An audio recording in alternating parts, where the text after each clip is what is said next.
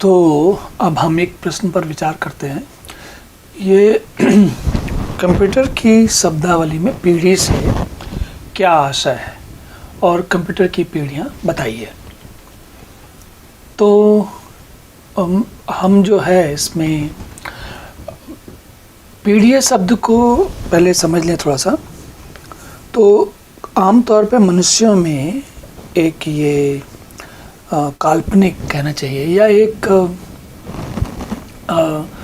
वर्गीकरण करने के लिए शब्द का प्रयोग कर लिया जाता है। जैसे कहते हैं ना कि 60वें दशक की पीढ़ी, 70वें दशक की पीढ़ी, 80वें दशक की पीढ़ी, 50वें दशक की पीढ़ी। तो मनुष्य ऐसा नहीं है कि 50वें दशक का मतलब है कि 1950 में या 40 में जितने पैदा हुए लोग वो सब एक जैसे हैं, या लेकिन होता है कि मोटे मोटे तौर पर इसको एक तरीके से एक समूह बना दिया जाता है।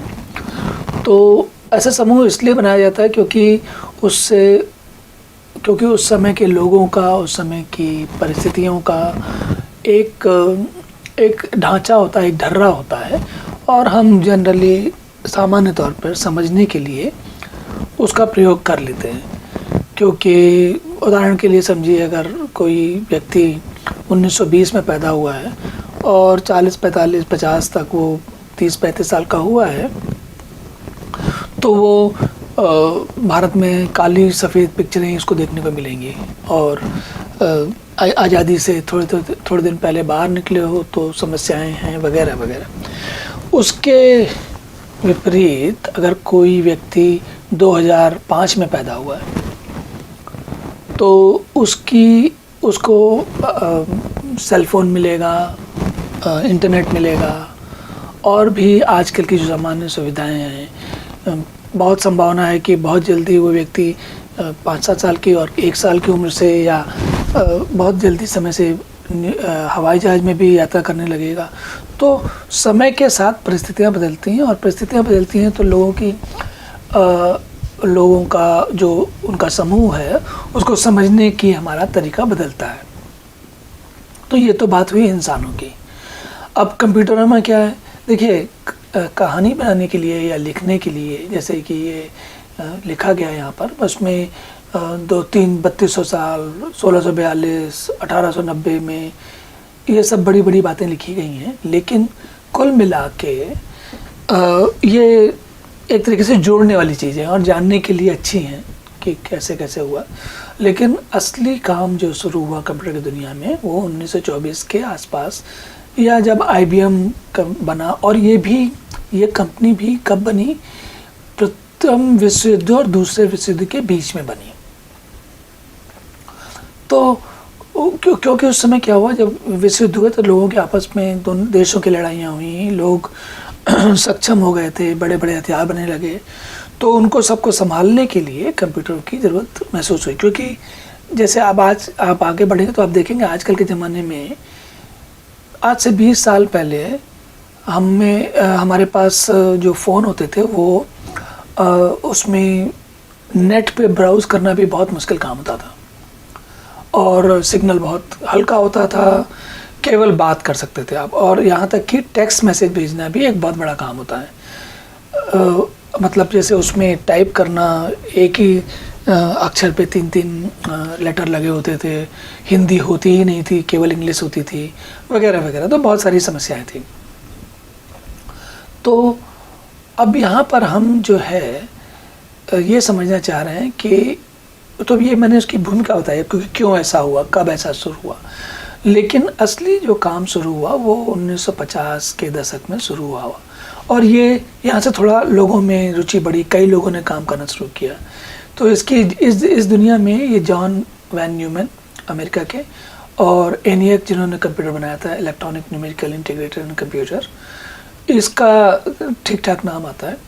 और देखिए, ये 1 सेकंड में 350 गुणे कर सकता है ना।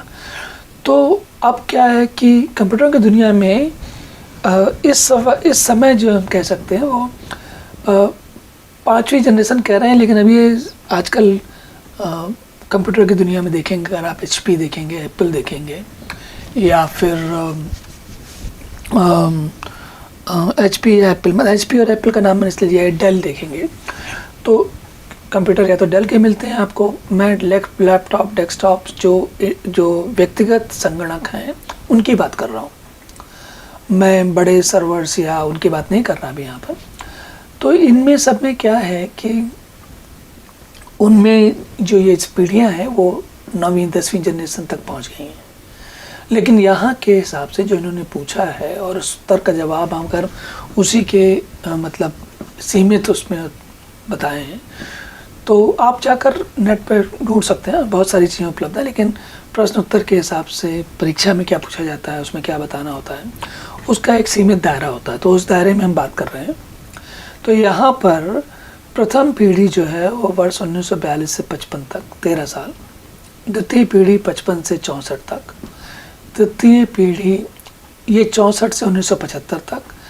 ये समय है जबकि IBM जैसी कंपनी या और कंपनियां इसमें जुड़ गई। और अंतर भी है, देखिए अभी हम थोड़ा आगे देखेंगे अलग एक प्रश्न में, लेकिन यहाँ पर ये समय मुझे इसलिए याद रहता है क्योंकि यहाँ से 1968 या 69 के समय इंटरनेट की जो शुरुआत, मतलब अमेरिका की जो वो डिफेंस एजेंसी है, उन्होंने आपस में कंप्यूटरों को जोड़ने की शुरुआत की थी 1974-75 में। 1970 में Unix system, C programming language वगैरह वगैरह ये सब बने थे। तो ये काफ़ी काम का काल था।